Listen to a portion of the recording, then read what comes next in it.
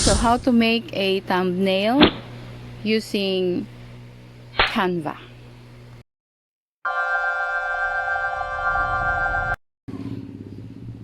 So maraming paraan kung paano gumawa ng thumbnail. I'm either using Canva, PixArt, at saka itong mismong thumbnail na app. So you can also use Canva. Yan ang app, makikita mo sa Play Store. Type mo lang Canva, lalabas na siya. Or sa iPhone mo. So, pag nandito ka na sa Canva, click mo lang itong plus sign. Choose a size. Hanapin mo yung, So, hanapin mo, dito ka lang mag-click para hindi siya automatic man. Hanapin mo yung YouTube thumbnail. Ito. Ayan. So, pag nandyan ka na, pili ka lang ng color. So, anong color ang gusto mo or picture. Halimbawa, gusto natin yung green na kulay. Ito. Or, ano ba? Edit tayo. Dito tayo sa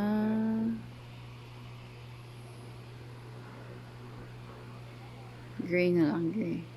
Ayun. Or let's just use white. Ayun. Tapos, click ka ng image. May kinat ako na image ni Pangulong Duterte. So, let's just use that.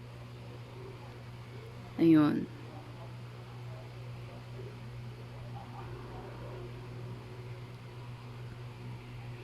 Tapos, ito yung outline na or picture ni Duterte na kinat ko sa PixArt. So, ituturo ko rin sa inyo kung paano mag-cut or mag-outline ng picture gamit ang PixArt. Tapos, halimbawa, lalagyan ko siya ng flag. So, click mo lang itong illustration. So, para madali, type mo lang yung Philippine flag. Ayun. So, lalabas lahat ng flag related sa Philippines. Hanapin natin yung pinaka-the best. Kasi itong may mga crown, may mga bayad yan. So, hindi pa tayo subscribe talaga totally sa Canva. So, hanap tayo yung free lang. Ito, may free. Ayun.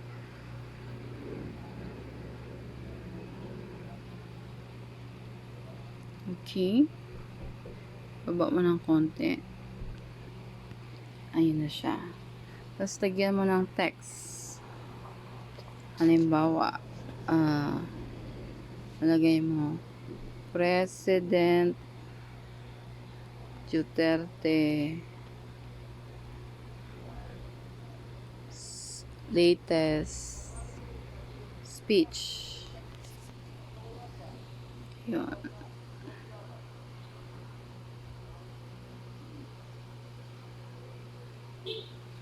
Baba mo ito ng konti. Pwede, ayan. Tapos, lakihan mo siya.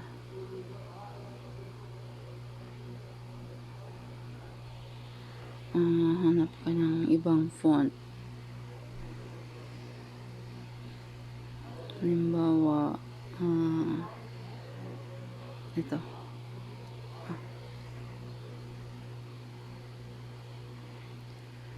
Hanap pa tayo ng iba. Ayan.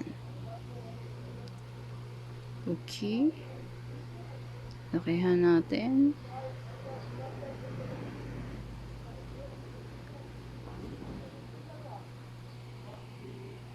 Alright. So, kung gusto nyo na ibang kulay, I think this is the best color na mag-fit. Black na yung gamitin. Okay.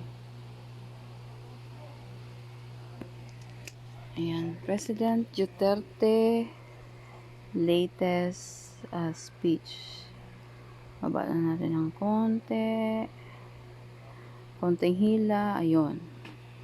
Alright, so yun na. Ito na yung thumbnail na ginawa mo gamit ang Canva na application. Ganun lang po kadali. So, click mo na lang yung save. Ayun. Alright, so na-save mo na siya. Automatic na yan na lalabas sa gallery mo. You can check your gallery. Hanapin mo yung photo.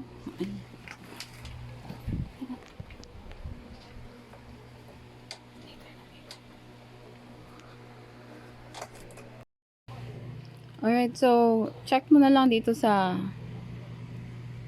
gallery. Ando na yung ano mo. Automatic na yun mag-save yung thumbnail mo. Ayun siya.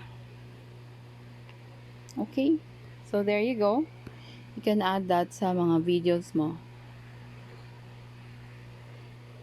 Going to my channel, ito po yung mga videos ko. Ayan. Ayan, yung mga thumbnails ko. Pero usually yung iba, gamit ko yung app na thumbnail talaga. But, mas maganda rin sa Canva kasi marami kang choices. Maraming illustrations na hindi mo makikita sa ibang app. Katulad ng PixArt. Kasi sa PixArt, limited lang yung illustrations doon. Unlike dito sa Canva, as in, madami talaga siyang naka-install or naka-store na mga designs and logos. Ayun. Marami siyang illustrations. Unlike sa PixArt, mahirapan kang mag-search ng Philippine flag. Dito, nandito na lahat. Halos lahat. Hello, please click on the subscribe button plus the bell and hit like for the video. Thank you.